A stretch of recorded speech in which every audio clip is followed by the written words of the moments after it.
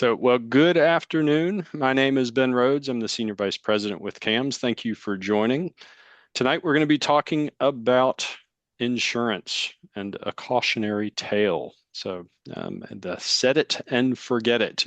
Let's say don't set it and forget it. But Alan Trask and Amy Wooten are going to be running us through the presentation. If you do have questions, we will take questions at the end of the webinar. So you can type those questions into the Q&A feature and we will read those questions and hopefully get through everything and answer all those questions. We'll try and answer the questions related to the topic first, and then if there are other general questions, we can certainly come back and answer those as well. We do record these sessions, and just a reminder, they are on the camsmgt.com website. So if you haven't visited the website, you can go to the board member resources page and find this recording and then all of the other recordings that we've done over the last 5 years. So we hope you will take advantage of that resource. Amy, Alan, I will turn it over to you. Thank you again. Well, Ben, thank you so much. Really appreciate the invitation and y'all hosting this and allowing us to come and speak a little bit about the world of insurance. My name is Alan Trask, and my law partner Amy Wooten is with me. We're both litigators and have been in the practice for 16 years. We actually took the bar together once upon a time and have worked together at Ward Smith for the past 5 years. We have one foot in as practitioners in the community association space. We both do a lot of work in that space, and we also do quite a bit of work in the insurance counseling and recovery space where our firm represents the insureds, people who buy insurance. We typically do not work for insurance carriers, but rather focus on their customers. And so today we want to talk to you about the world of HOA insurance, condo insurance, some tips and pointers on how to manage that world, see to your obligations. We also kind of want to tell you about a cautionary tale that will help illustrate what not to do, quite frankly, but give you also a roadmap for how to plan. And we want to start the conversation off today with laying a little bit of groundwork for this cautionary tale that you're going to hear more about. And the way that we do that is we start by thinking about what are our foundational building blocks in this space for insurance applicable to community associations. So you always have to start at the top of the pyramid, if you will, with the statutory insurance requirements. There are some pretty significant distinctions between North and South Carolina. I understand we've got a crowd potentially from both, so I'll spend a little bit of time talking about that. North Carolina has 3 statutes that govern community associations. We have Chapter 47A, which applies to condominiums that predate our Condominium Association Act, which is found in Chapter 47C, and then we have our Chapter 47F, which applies to single-family homes. It's our Planned Community Act. And North Carolina is developed in the space of insurance requirements for community associations, and that Chapters 47C and 47F both have specific requirements that communities are required to adhere to, where property insurance is specifically required, and then also with respect to what you might think of as general liability insurance. And so those statutes are excellent resources to return to regularly, make sure you have a good handle on what those requirements are depending on the type of community that you are.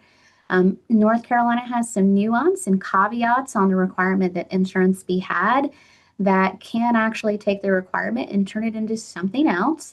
And that is the limitation that the insurance be reasonably available and at a reasonable cost. And so that's something for each community to evaluate and weigh when thinking about their statutory obligations.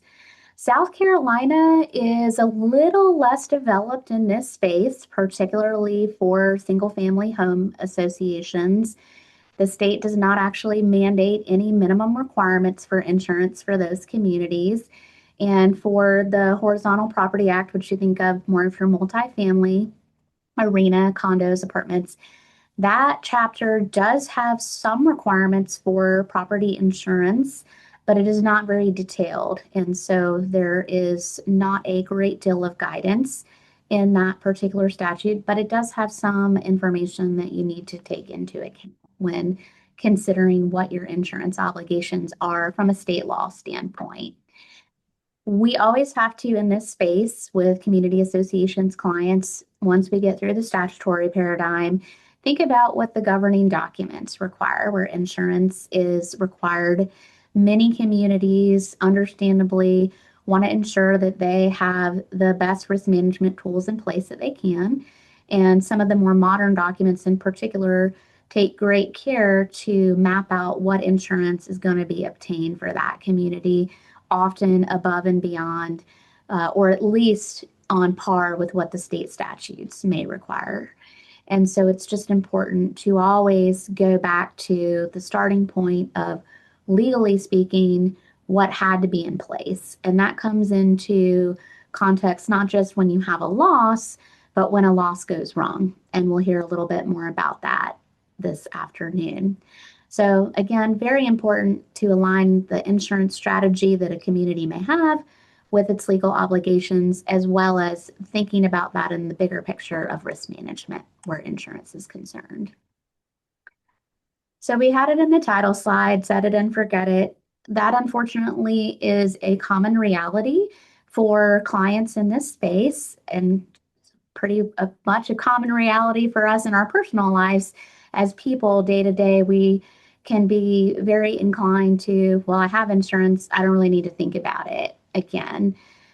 We have found, and we certainly talk to our clients in this space, to think about insurance not just as not a one-time decision, but as a proactive risk management tool that's available to them that requires regular review and adjustment.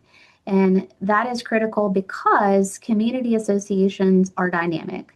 They grow, their amenities change, the risks that they encounter change, their contract terms with vendors, contractors, all of that can bear on what kind of insurance the association may need. Do they have enough of it? And what's going to happen if there is a loss? And the world around us changes. We have seen a significant number of community associations clients who would have never thought about the need to obtain cybersecurity insurance, picking that up as a line as the world around us evolves. So just very important to keep in mind that regular review of your insurance portfolio is a valuable tool to make use of. And we're going to learn about how, when that doesn't happen, that can lead to some pretty poor results that are very costly for communities. Yeah, so I can jump in here to tell you all a cautionary tale. So this tale has quite a bit of background to it, and so bear with me on that. But it really does show how the dominoes can fall when communities fail to properly manage their risk and do the things that Amy's talking about with insurance. Being proactive, not treating it as just an off-the-shelf product, not setting it and forgetting it. Um, you'll see that this is something that could happen to any community of any real type. It could be a single family community. It could be a condominium. In this particular case, it was a condominium. But the lessons from this are applicable to really any type of community.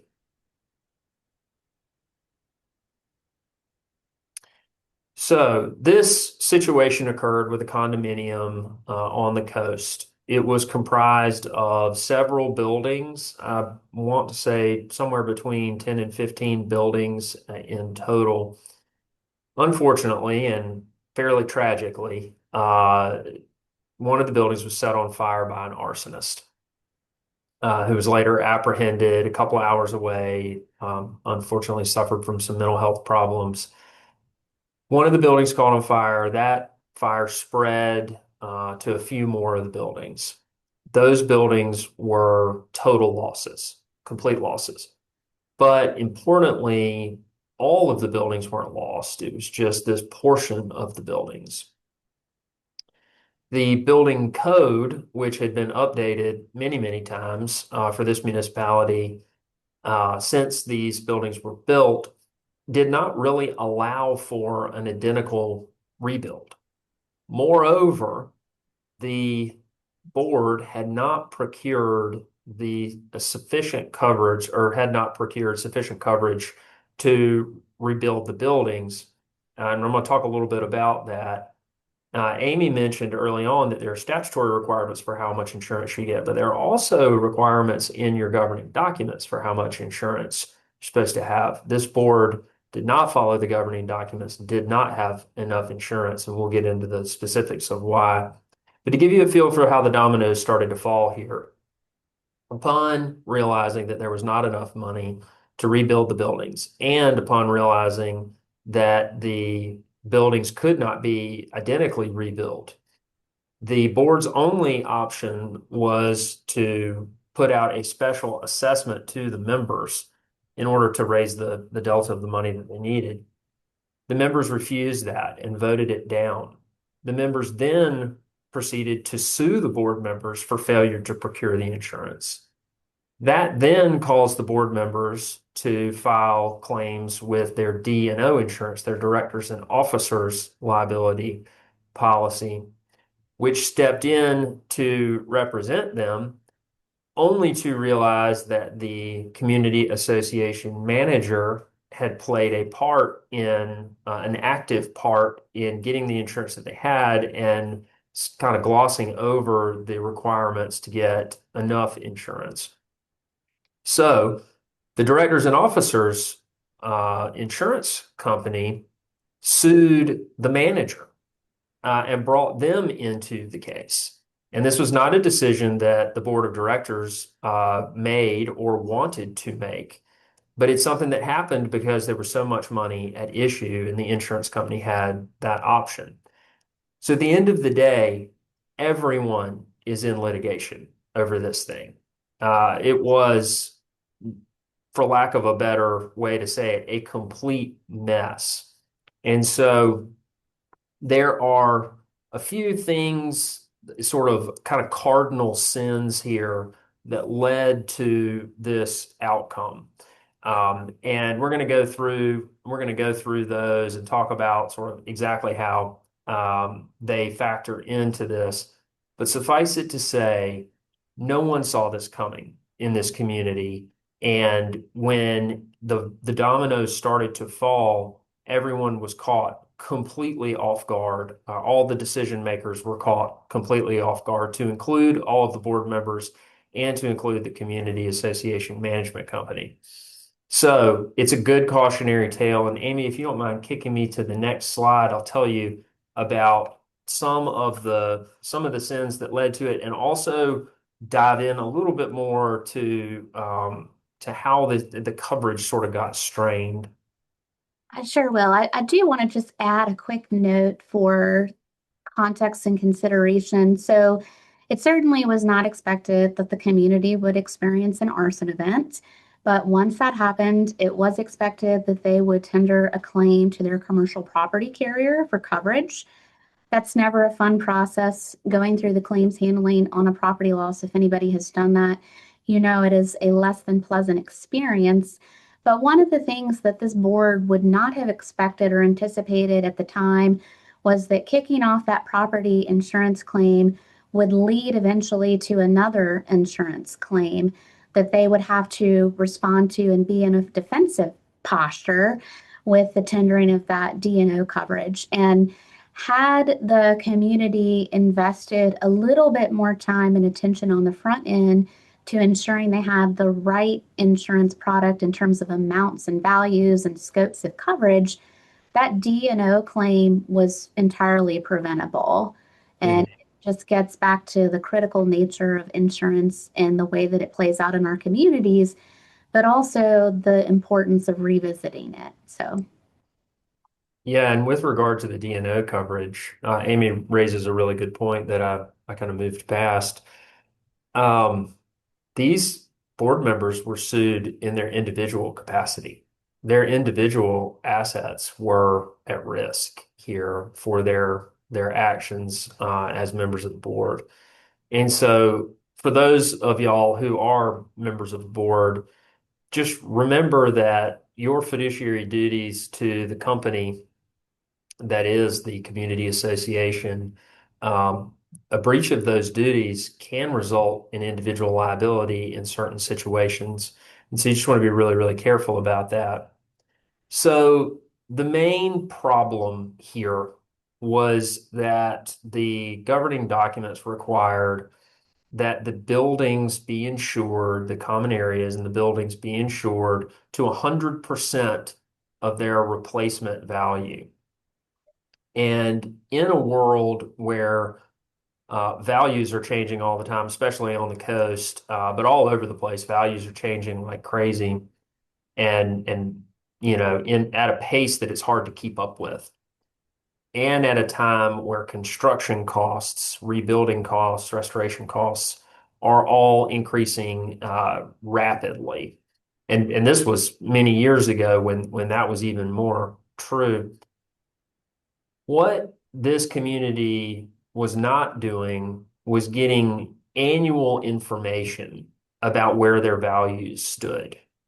They were kind of relying on a much, much older value that was wildly out of date and did not translate to the time in which the fire occurred. So their insurance to value requirements under both the statutes, but more importantly, the governing documents were not met, and they weren't close. 100% is a pretty high threshold.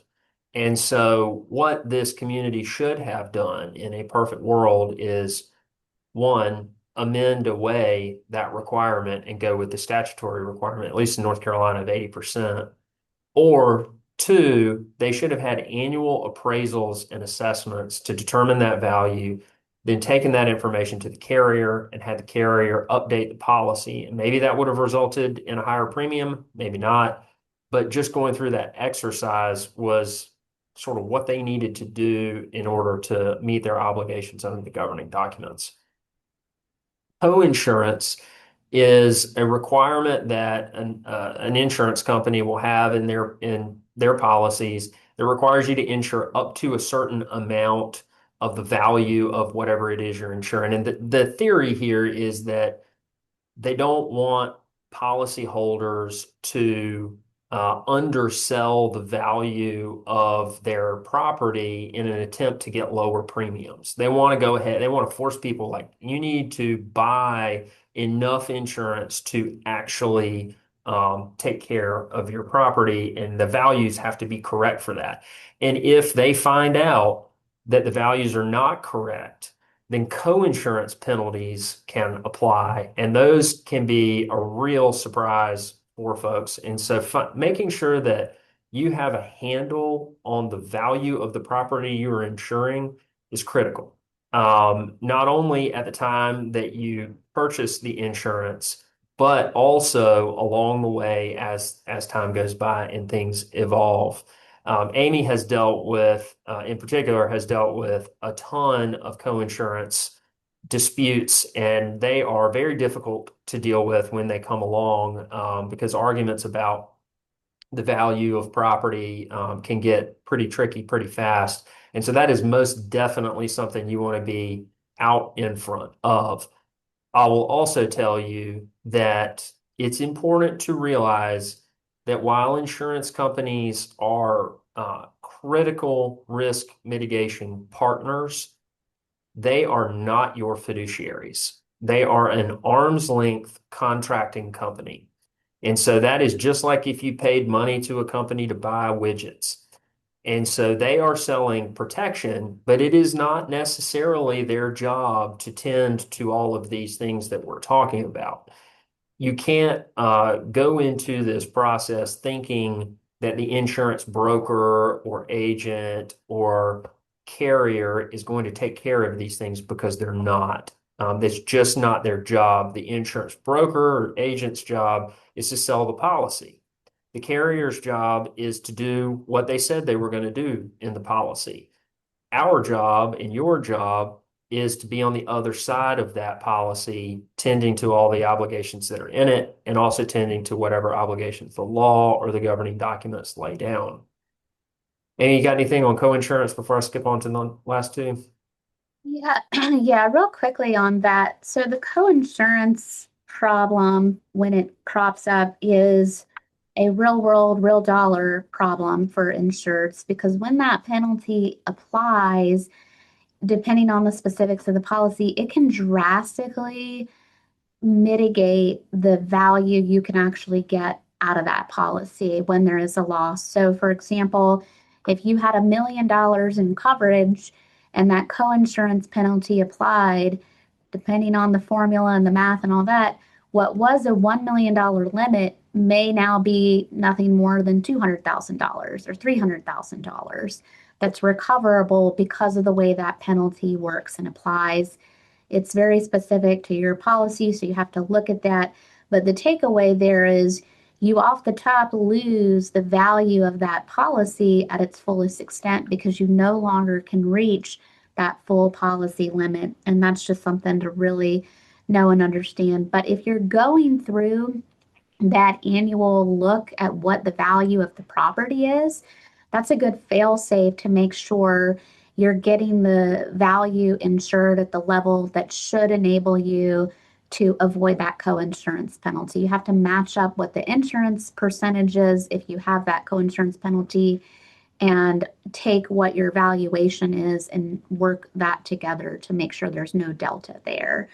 But it is really something to think about on that annual basis as well. And particularly if you're switching to a policy that does have coinsurance, whereas you didn't have that before. And so we are seeing some carriers utilize that more as the property market gets more aggressive and something that is becoming a little bit more prevalent. I do want to touch briefly on the code and ordinance. I know Alan talked about that. And one thing to know about code and ordinance is many policies have a specific sublimit that will apply if you have that coverage added to your policy. And sometimes it could be a low limit, maybe $10,000. Sometimes it can be a higher limit. But that becomes really important for areas where the building code has changed. It's been updated since the property loss, since the property was built, and that loss now is going to fall under those upgraded codes. And so working closely with a contractor who is going to prepare that replacement cost valuation to ensure you have a good handle on how much of that repair, replace ties into these changing codes and being able to separate that out because your insurance company is going to do that. And sometimes there can be a need to have competing estimates and scopes of work on that front as well. So, Alan, do you want to touch on the D&O policy limits that we encounter as a point of stress at times in these communities? Absolutely. And this gets a little tricky. But directors and officers liability coverage is something that backstops your decisions in your capacity as board members. And it's critical insurance is probably what I would say is one of the most important policies that you can have as a community association. There's an overall limit of coverage that you buy. Let's call it $1 million. And there are two aspects of coverage that we hear about. One is what is called indemnity. So that's if there's a jury verdict or a judge's order that awards a litigant a certain amount of money, then if the carrier accepts responsibility, then under that indemnity agreement, it will pay out up to whatever you've purchased. Let's call it $1 million. And so if it was a $1.25 million verdict, they've agreed to accept coverage for it, then they'd pay $1 million and you'd be responsible for the $250,000. there's another obligation, which is almost frankly more practically important, and that is the duty to defend. And that is, there are often separate limits for that. And that is the insurance company saying, we will provide anyone who falls under the umbrella of this policy, we will provide them with a lawyer to defend their interests, and we'll pay for that. Where things get tricky is when you have multiple insureds under one policy. And so almost every sophisticated vendor, whether it's a management company or a landscaper or whatever, oftentimes they will ask in their contracts to be additional insureds under the insurance policy. And that's totally normal. That's industry standard. It's expected. The trick is this, though. Each person may need a separate lawyer. And so let's say a board of directors gets sued, an architectural review committee gets sued, and the management company gets sued, all of whom are insureds under a directors and officers policy. All of them need separate lawyers. And so all of a sudden, there are 3 lawyer bills or more all running to defend the case. And in those situations, that limit can get eaten up really quickly. Now, if it's just one board member who's been sued, probably not an issue. In our fire situation, everyone has been sued in this thing. And so they have all kinds of lawyers involved on the defense. And I'm not familiar with whether they ran up against their defense limits on that or not. But should you get to the point where you've run up against your defense limits, all of a sudden that faucet is turned off. And that's quite the issue. And it's really something important to consider.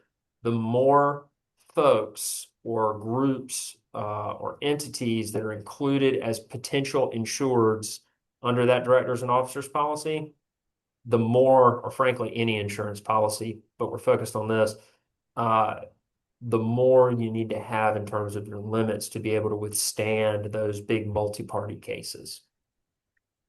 Yeah, that's a really great point. And one thing that's helpful for those of you who've maybe gone through a claim through a commercial general liability policy, you might be thinking, well, we never encountered that issue under our CGL coverage. D&O coverage is distinctly different from commercial general liability coverage in that almost always D&O policies have what we call eroding limits, where that defense cost is paid directly out of your liability limit.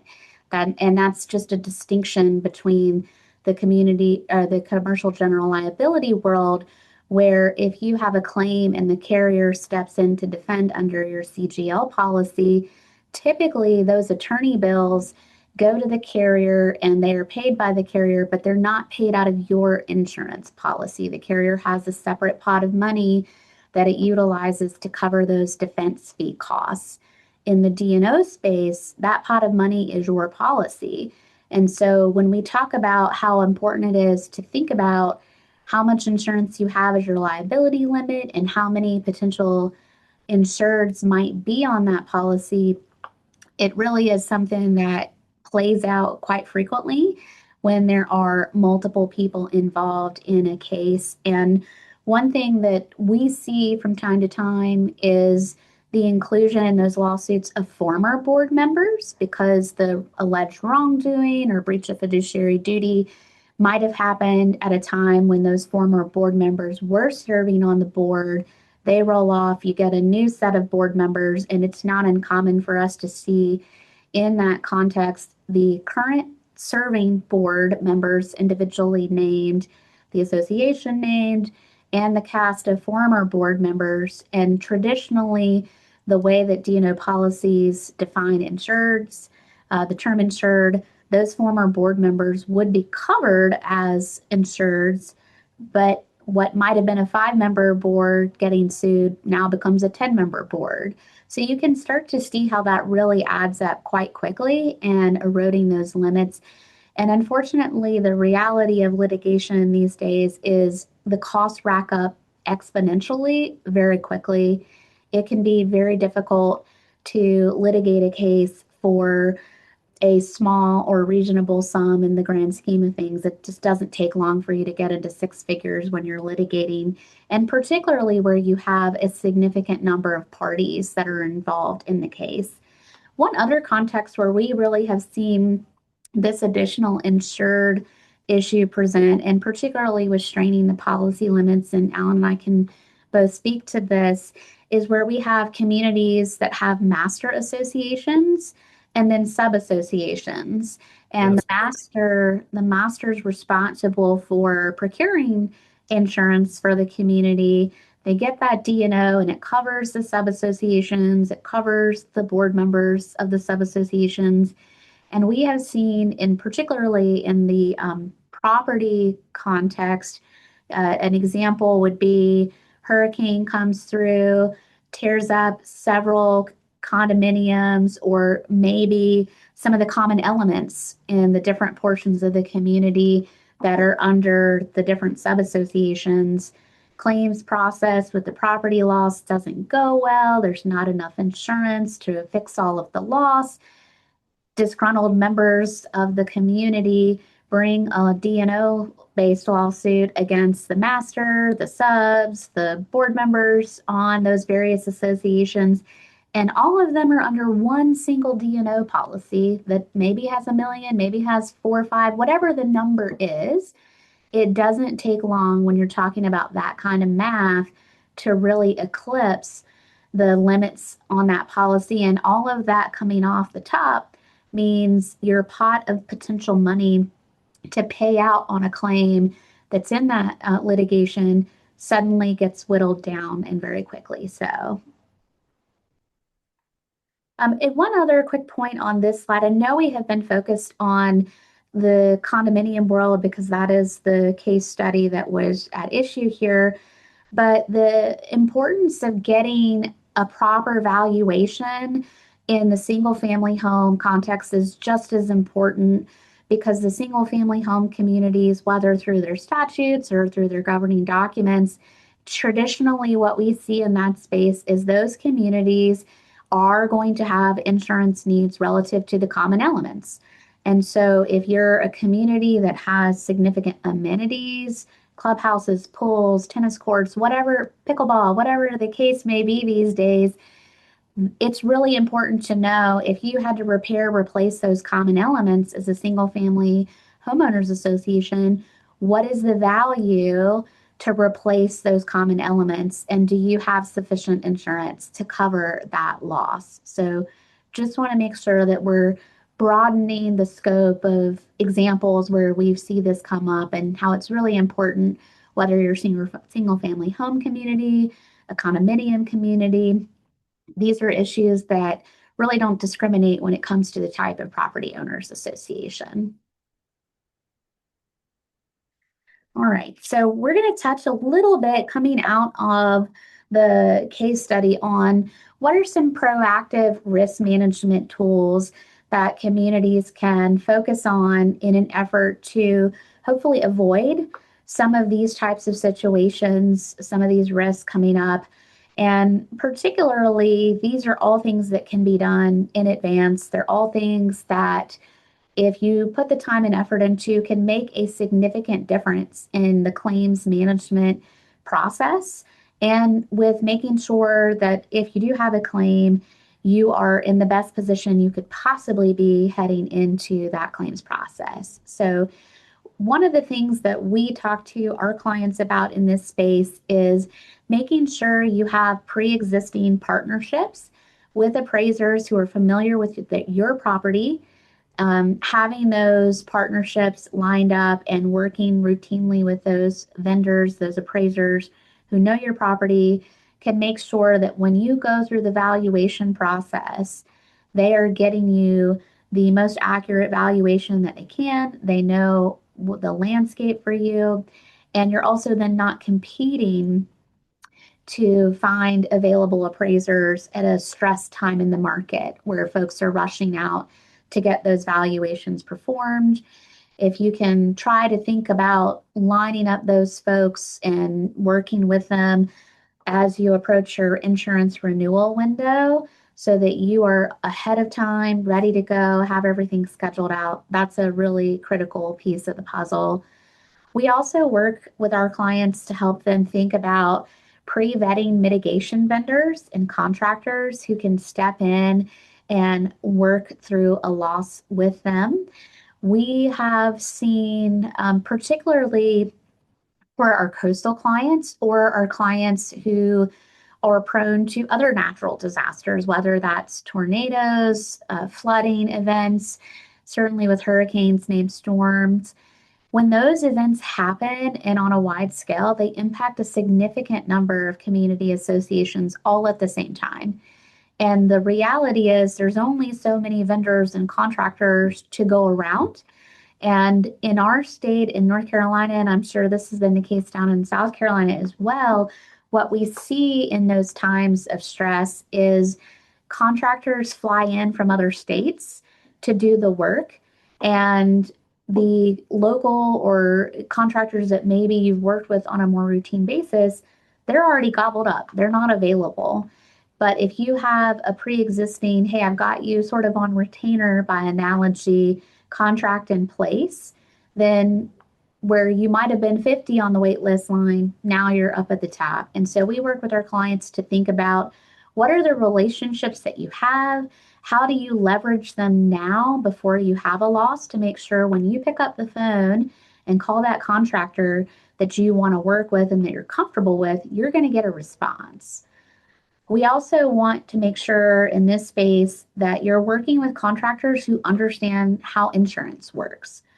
Your insurance company is going to send most likely a field adjuster or an independent adjuster out there to take stock of the loss. They're going to work to come up with an estimate that is going to be most likely very, very different than the value that your contractor would come up with. And understanding how insurance works can make for a much smoother process. We encounter frequently with clients in this space a lot of tension between the insurance company and their adjuster and the contractors who maybe maintain or document their files in a way that's not as insurance friendly.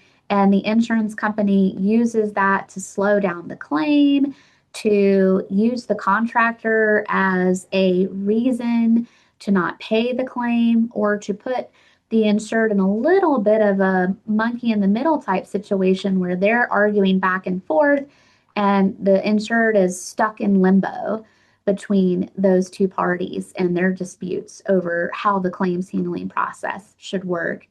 And Alan, I don't know if you want to touch on that a little bit more before we go on to the last bullet point. I know we've both dealt with that quite a bit.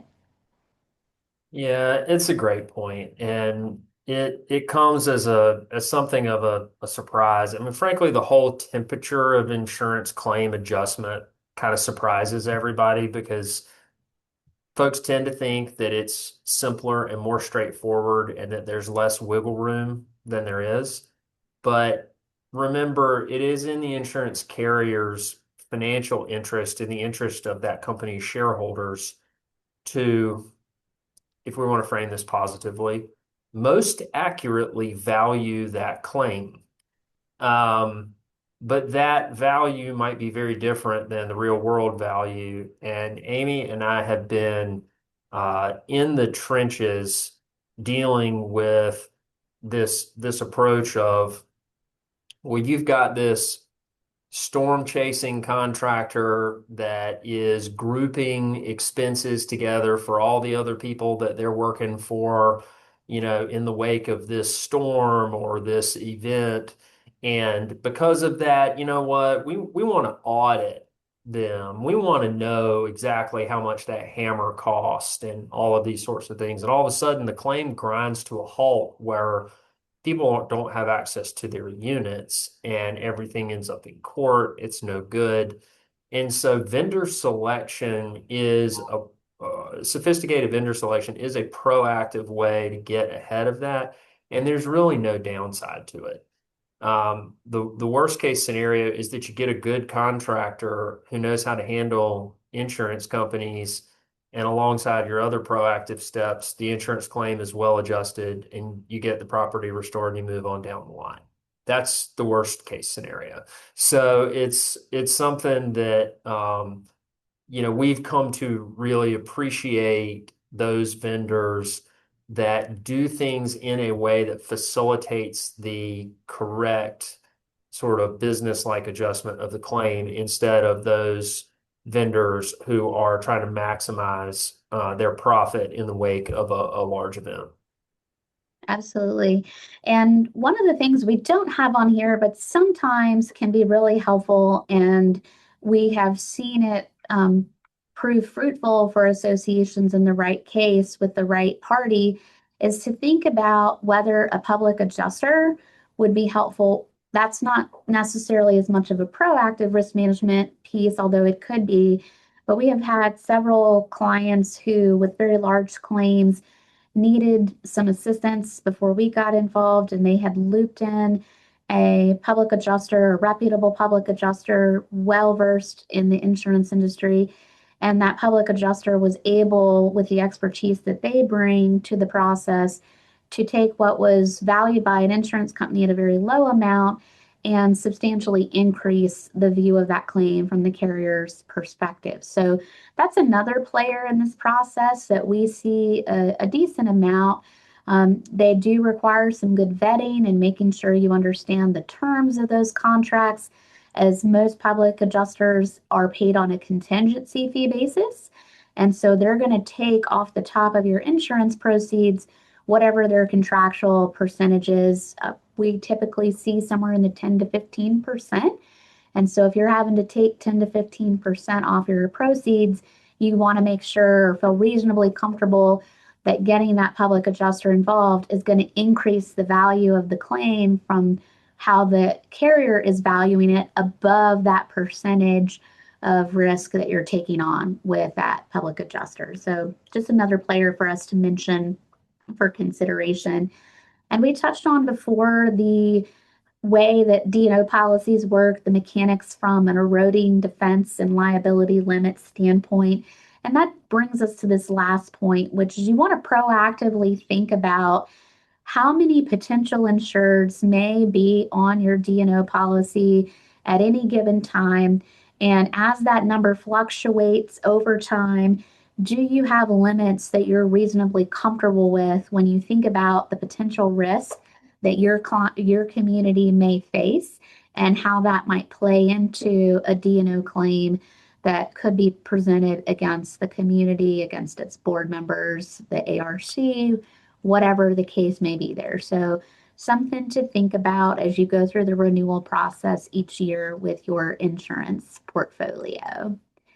And I think that brings us to, well, actually, for some reason, I'm missing a slide here. One other thing that we did want to just touch on briefly is market trends and looking ahead. And the importance of that is just to give you a little context for what we're seeing in the market. We are continuing to see premiums rise. I'm sure you all have felt that as you go through the renewal process. We're certainly hopeful that that will level out some, and there are areas of insurance where it has leveled out some. There's others where it's continued to rise drastically, and we keep our eye on that. But on the whole, what we have seen and what we're hearing from our community associations clients is cost of insurance continues to go up, and we're having to plan and budget for that. And one of the ways that some of our clients have started to adjust for that a little bit is to think about increasing their reserves as a cushion. We're also seeing in some areas of the insurance market fewer products available for community associations in certain markets. Our coastal clients have always had a challenging time, certainly in more recent times. That has not improved, and we're continuing to see some real stressors there. So it's helpful when you're in one of those markets to think about whether proactivity in that context requires an even earlier start, because it may take longer to find an option that's viable for your community, that's going to provide the protection that you're looking for. And you might need to look at some alternatives to supplement what you're able to procure in the insurance market to make sure that if there is a loss, you have liquid assets and resources available to help when that happens.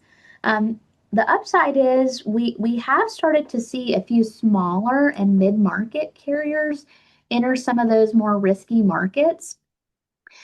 That is good in the sense of that helps increase availability of products, but the risk with that is there's not as much information available about their history of paying out claims, what their financial picture looks like. And because they're smaller, they are not always able to qualify for some of the more industry known ratings that tells us a lot of information about the financial stability and health and history of paying out claims that the larger carriers are able to obtain and give some thoughts and guidance on. Because the market has constricted, particularly in the property space, but in other lines as well, we're starting to see increased underwriting scrutiny from carriers and a harder stance on claims denials and creative arguments on why a particular exclusion in a policy should apply. We've seen that more in the property space. We've seen it significantly increase in the cybersecurity space, which unfortunately, community associations that are gathering and storing certain types of private information are candidates who might need that insurance. And so as we see these trends increase in a way that is on the whole not as favorable necessarily to insureds, it really has demonstrated for us the importance of these proactive tasks and tools that communities can take and control what's within their control while it is within their control to help mitigate some of these market trends that we're seeing. Do you have anything you want to add on that before we open it up for questions? No, I think you covered that well. Okay. Well, we do have a few questions, and cybersecurity happens to be the first one. So since you just mentioned it, we board members don't have computers, or at least don't, own the computers. Why would a board need cyber liability and private event type insurance when it seems to be more of a third party expense? That's a great question. So I'll take those are two different types of coverage. So we'll take them one at a time. So it's really the association that needs that cyber security insurance, not necessarily an individual board member. The board is going to need the D&O insurance in place for the association and to make sure that they're individually covered. The cyber insurance, though, is going to be important for communities that are taking in certain personal information and data, whether that's taking it in electronically. Maybe there's a portal that the community uses and folks go on to that portal and they enter their credit card information to pay their dues. That information is being kept and stored. And so and along with their name, their address, and other information, if you're collecting social security numbers or other identifiers that qualify for as personally sensitive information or private information, then you are at risk for a cyber security event. And the context in which we see this happen has broadened to areas where you wouldn't necessarily think, well, we're a target. If you have data, if you're storing it, you're a potential target. And so you want to make sure you have that insurance in place. Right now in the market, what we have seen, and we are not brokers, we don't sell these policies, so we would certainly advise you to talk to a broker. But from what we have seen, the premiums for this type of insurance is still very reasonable and compared to the potential risk that you might face. And it's certainly something to look into. On the event space, I think you said event space or event activity. Mm-hmm. Yeah, private event.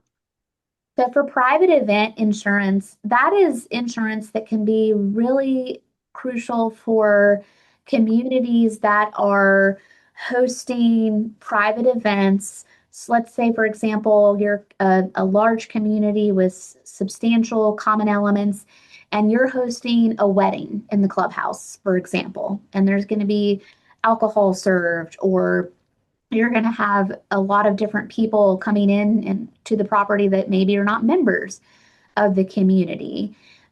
Where we see private event insurance play a little bit more of a role, and we do not see it that often in the community association space, but occasionally, is when you have those special events and your commercial general liability policy may have exclusions that could kick in to where that insurance that you might ordinarily rely on if someone's using a common element may not be available, or it may have limitations on who it would insure. And that private event coverage is designed to make sure that the insurance needs are specifically tailored to that individual event that you're hosting.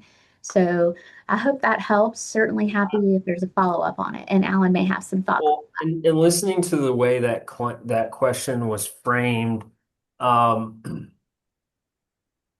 would I need something for something that I'm ultimately not responsible for?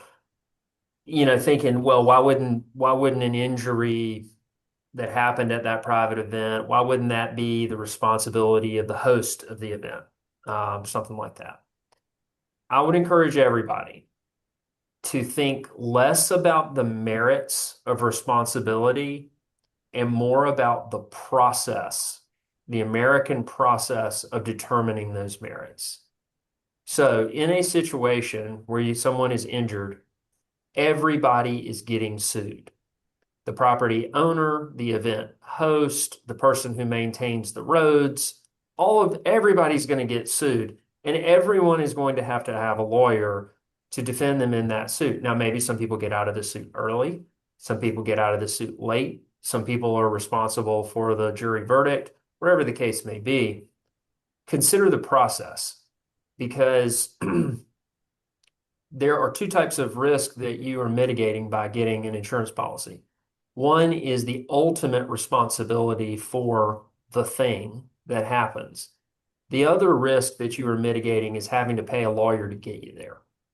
And so I can just tell you unequivocally that paying a few $1,000s a year for an insurance package to have a lawyer defend you in a case is worth every penny and then some.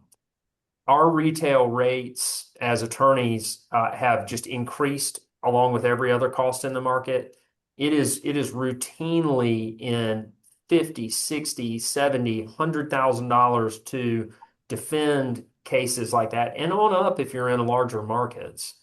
And so consider that you are mitigating the risk of both of those things. And for that reason, I would say, and I'm not I spend most of my time suing insurance companies, not working for them, but I would still say that insurance is the most cost-effective risk mitigation tool in our American society. And I would make liberal use of it in just personal advice. I would make liberal use of it in your capacity as board members. So, Amy, a couple of things to add. I think there's a question below. So CAMS is insured, and we do have cyber policy coverage, cyber insurance. The software that is used, since it stores a lot of the data, is SOC 2 compliant, and they just underwent an audit. So it meets the highest level of security, call it protection. And so that information, your information, is safe. As for us, where we've seen some cyber attacks happen are through board members. We've had two board members that one was their email was hacked, and they sent a message over to the manager saying, "Hey, can you send me a bunch of gift cards? I'd like to give these gift cards out. Send them to this address." That was one. Didn't involve insurance, but you can imagine if the email is getting hacked, things are dollar values could go up. We had another one that had to do with a payment of a vendor, saying, "Here's a vendor that I just paid for. Can you get this person established and paid?" And so the threat is real. And so, to protect the association, I think, CAMS is insured and we'd want the association to be insured as well. Those are all really good points, Ben. And the level of sophistication of those email hackers has dramatically improved over the years. I had an email come in a couple of months ago from an expert witness at an engineering firm that we work with routinely. I know him well. And I got an email from him and he was sending me some documents. We didn't have an active case at that moment. We hadn't talked about him sending me anything, but the email looked really legit, but it didn't quite pass the smell test. So I called the phone number in his email line and it didn't go anywhere. I looked a little closer, looked on their firm website, and was able to quickly discern that his email address was one character off. The phone number was one character off, and I was able to call and let him know, hey, I'm pretty sure you've been hacked. But those things are ever present. We deal with them every day. And to your point, it's a real risk and it pops up in unexpected ways. And having that cyber policy available if you do have a data breach is so important to have a little peace of mind on that. And a real quick note on what Alan said about the two types of risks that you're trying to protect against. Insurance is a critical piece of that, and we've spent today talking and focusing on that, but it's not the only piece. And I would be remiss if I didn't mention that you do want to leverage your contracts with your vendors and try to shift some of that risk back, but that shouldn't be the only risk management tool that you're utilizing is those contracts and how you write them, because the practical reality of that is that contract's going to get argued about who was responsible, when, and why. And so having that insurance in place as a backstop is really important when you get sued. Okay, so we're going to have to talk quick. So we said we'll go about 15 minutes beyond 5:30. But well, yep. So is it a problem for our HOA when homeowners are plugging in their electric vehicles on the outlets in their units and when they are parked at home? We're a community of townhomes and cords are left on the ground going over common area and across sidewalks. If so, what can we do to regulate this and how should we? that's really a question that's going to be answered by your governing documents and what authority the association has. It's a good question to ask. I just don't know that it's necessarily insurance dependent. What I would suggest, though, is that if there is an obligation or an opportunity to regulate that is missed, that can, in certain rare situations, impact the way the insurance carrier views a potential injury or claim. And so it's important to be responsible there. That's a very good question. I just think that as so many HOA and community association questions do, that question the analysis of it starts with the governing documents. And I have worked through one of those before, so lots of fun. So this next question, Alan, two parts. First, I want to clarify that the condo fire that you were referring to earlier was not a CAMS community. It was not. Thank you. It most definitely was not. So the next part talks It was about. they were also not represented by Wooten Smith. That's good. So.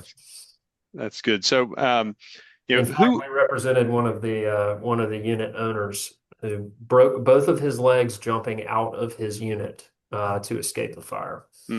Well, in that case, who would have been responsible for initiating the insurance coverage? And so you mentioned, so the client. Well, the board was responsible for initiating tendering the claim originally, and the governing documents had a mandate for how damage and destruction was going to be handled in that particular situation. Most often it would be the board being responsible for it, and typically with North Carolina communities, there is a covenant that deals with damage and destruction that requires the board to tender it timely. So, and since that was a example today, I wanted to mention our new process for CAM, something that we've been rolling out over the last 6 months. 120 days prior to the renewal of your insurance policy, you will be getting a generated email saying, hey, your policy is coming up for renewal. We'll be happy to look at that with one of our preferred providers or send it over to your current insurance carrier to review.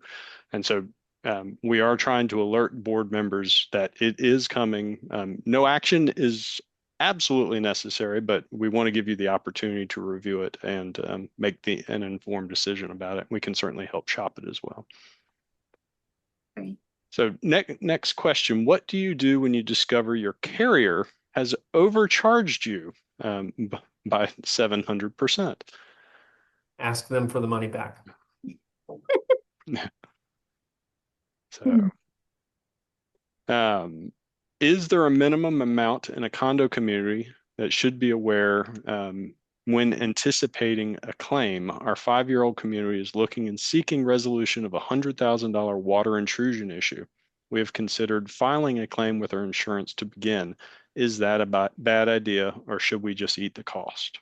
I think there are two main questions to ask there. Number one is, what is your deductible? And then two, and this is a multi-part question, but the second question is, in light of your claims history, what will be the impact on your future premiums of filing the claim? And I think that'll give you the numbers that you need to make that business decision. Amy, you think I'm right about that? Yeah, absolutely. One thing I'd add on that, depending on, and I may have dismissed this in the question, but depending on what kind of loss it is, if it's a loss that spans multiple units, if it touches on personal property of the unit owners, there may be multiple insurance claims that get initiated through the community association's insurance, but you may also have HO6 policies at play. It is not the duty of the board to put those HO6 carriers on notice, but if they are present and if those insurance carriers get involved together, just know and understand that there may be multiple carriers talking to one another to shift or figure out who's responsible for which portion of the loss, depending on what actually has been lost and what that contents looks like as well. Okay. So I've been told by our insurance agent that our clubhouse does not need fire, smoke, or CO2 alarms. How can this be when we have to hold insurance?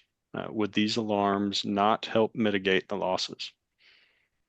I would encourage you to talk to a lawyer about that, because I'd encourage you to talk to a lawyer about that because there are local ordinances, state building code requirements for multi-use public buildings, things like that. And I'm not familiar with what is at issue with what you got going on, but I would be careful about that. And while it's a little hard to imagine that the local ordinances and codes would not require that, to answer the second part of your question, yes, having those things in place would be important to mitigating a potential risk or loss. And many times you can negotiate a more favorable rate with your carrier when you have those risk management protocols in place in a particular structure. That's something you'd have to talk to the broker about as well. But that is just another consideration. The safer the building, the safer the property, the better impact that we typically see in the insurance space. So I'm going to email a couple of remaining people that are asking questions. I don't necessarily understand what they're asking, but I've got a question for you. We have a condominium with a master association where the deductible for the residential association that's subject to the master documents has a $250,000 deductible that they have to meet. What constitutes reasonably available insurance for, and when can you shift the responsibility onto the other individual if it's not reasonably available? Well, that's the $1 million question. I think lawyers have created an entire industry arguing over what reasonable means. I don't know the answer. What we have tried to do internally is devise a rubric and Amy, correct me if you think I've got this wrong, but we tried to devise a sort of a due diligence rubric to where we collect enough information to justify sort of the business decision of determining that something isn't reasonably available. There is a point at which the premium price and the deductible amount relative to the coverage received is not justifiable.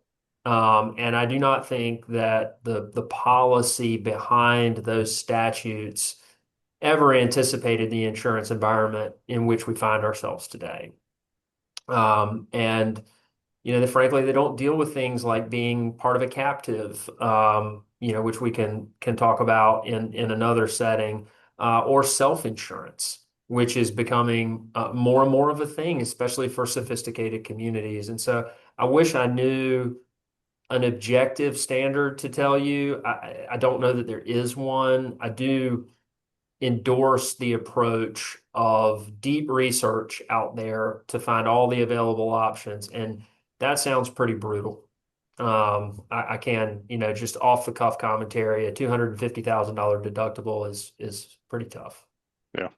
What I add on that real quick, Ben, is because our case law doesn't have a lot of hard and fast bright line rules in that space, because it is so community dependent, it's geographically dependent.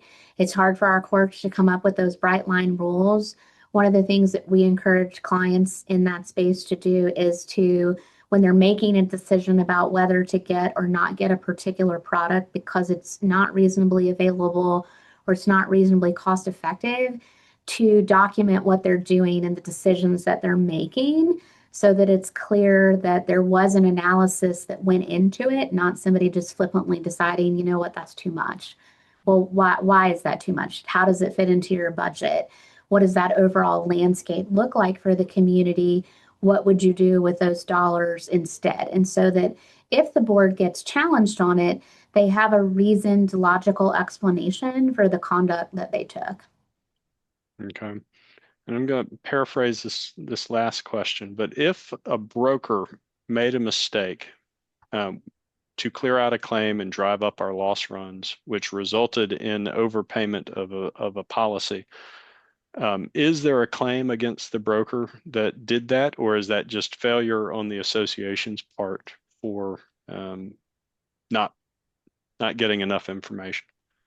I'm going to give you the best lawyer answer I can. It depends. It just does, and I don't mean to be flippant about that or joke about that, but that is the work of the lawyer. That's what we do, is to analyze those situations, and the answer is maybe. And those are tough. Sometimes there's responsibility there, sometimes there's not. Brokers can get out over their skis on things. Insurance companies can do a bad job of adjusting claims. We've been involved in litigation over both of those things. But I think the main takeaway I would leave you with is we can all control what we can control. And when we get beyond our control, that's when you bring in the professionals to help. And the things that we've talked about today are within your control, at least from the perspective of initiation. And so I would encourage everybody to think deeply about it, not take it for granted. Treat insurance like something that needs to kind of be worked like a field, and keep at it, because it really is something that, when left alone on its own, can kind of just atrophy and become a problem. Okay. Well, it is 5:40, and we will end the session tonight. So Alan, Amy, thank you very much for your time this evening. As a Ben, reminder, thank you so much. Yeah. I really appreciate it. For those of you that are still with us, we will be taking a break in December and starting our webinar series back up in January with our Board Member 101 session. So hope to see all your new board members joining us for that session, and we look forward to the next time. So thank you again. Thank you. Good night.